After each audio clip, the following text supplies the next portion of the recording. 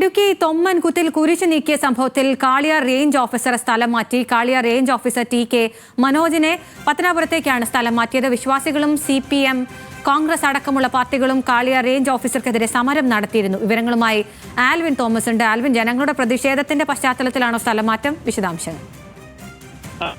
നടക്കുന്ന നടപടി എന്ന നിലയിൽ നമുക്ക് ഒരുപക്ഷെ ഇതിനെ കാണാമെങ്കിലും ഉത്തരവിൽ അങ്ങനെയല്ല പറയുന്നത്. അപേക്ഷ ഭരണപരമായ സൗകര്യാർത്ഥം എന്നതാണ് ഇപ്പോൾ അത്തരത്തിലൊരു നടപടി എന്ന നിലയിലാണ് ഇപ്പോൾ പറഞ്ഞിരിക്കുന്നത്.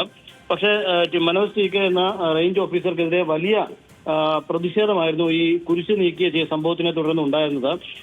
തൊമ്മൻകുത്തിലെ സെന്റ് തോമസ് പള്ളിയുടെ വിശ്വാസികളും അതോടൊപ്പം തന്നെ കോൺഗ്രസിന്റെയും CPM-ന്റെയും കേരള കോൺഗ്രസിന്റെയും അടക്കമുള്ള പാർട്ടികളും വലിയ തോതിൽ പ്രതിഷേധവുമായി പല സമയങ്ങളിലായി പല ദിവസങ്ങളിലായി ഈ റേഞ്ച് ഓഫീസർക്കെതിരെ പ്രതിഷേധവുമായി രംഗത്തെത്തിയിരുന്നു.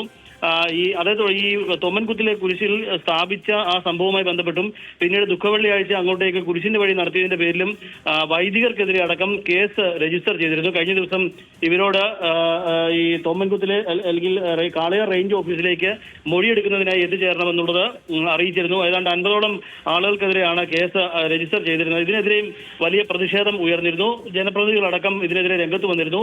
CPM-ന്റെയും കോൺഗ്രസിന്റെയും നേതാക്കളടക്കമുള്ള ആളുകൾ രംഗത്ത് വന്നിരുന്നു. ഇതിന്റെ അടിസ്ഥാനത്തിലാണ് ഇപ്പോൾ ഒരു വനംവകുപ്പിൽ ഇത് സംബന്ധിച്ച് പരാതി വിശ്വാസി സമൂഹം നൽകിയിരുന്നു.